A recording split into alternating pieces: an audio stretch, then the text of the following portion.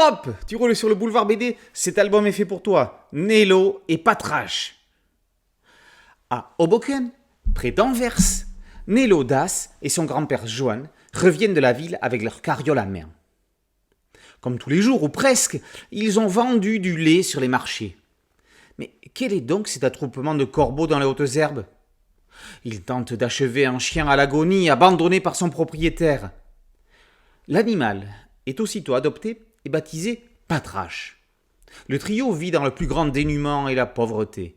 Leur voisin meunier est intraitable avec eux, ce qui n'est pas le cas de sa fille, Aloïse, très amie avec Nello.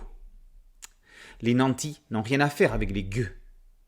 Et c'était encore pire avec les riches citadins, comme les propriétaires des docks qui cherchent à agrandir leur chantier. Le jeune Nello a la fibre artistique. Sa passion est le dessin. Son rêve est d'entrer dans la cathédrale pour admirer les œuvres de Rubens, mais l'entrée est payante. Aura-t-il un jour l'opportunité de l'admirer? Quand l'on parle des contes de la fin du XIXe siècle, on pense inévitablement à Charles Dickens. Il aurait pu être l'auteur de cette histoire émouvante, dure et réaliste. Mais ce conte n'est pas signé par lui et ne se situe pas en Angleterre, même si son autrice est britannique.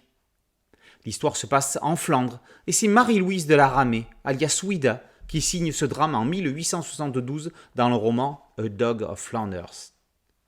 On y retrouve pourtant cette ambiance à la Oliver Twist, la pauvreté de la campagne ou de la rue opposée à la richesse des patrons dans leurs appartements luxueux. Il y a un peu également du Hector Malot dans cette aventure, sans trop de famille. Au-delà de ça, l'histoire est une ode à l'art. L'art qui permet de survivre, même quand on est sans le sou. L'art qui ouvre sur la beauté du monde. Ou ne serait-ce pas le monde qui ouvre sur la beauté de l'art? Le roman initial est adapté ici par Marc Legendre, qui choisit comme incipit de mettre en scène Marie-Louise de la Ramée qui raconte l'histoire, se distinguant d'emblée de Dickens qui extrayait le charme, voire le comique de la misère humaine. Elle nous prévient, l'histoire est dure, parfois insupportable. Le trait semi-réaliste de Griffo, natif d'Anvers, que l'on n'avait pas vu s'y appliquer depuis longtemps, va adoucir cette noirceur. Les couleurs de Ciro di Rosso vont soit rester dans le sombre, soit l'illuminer, pour nous amener vers un final transcendant et émouvant. On ne peut rester insensible à l'histoire de Nello et Patrache.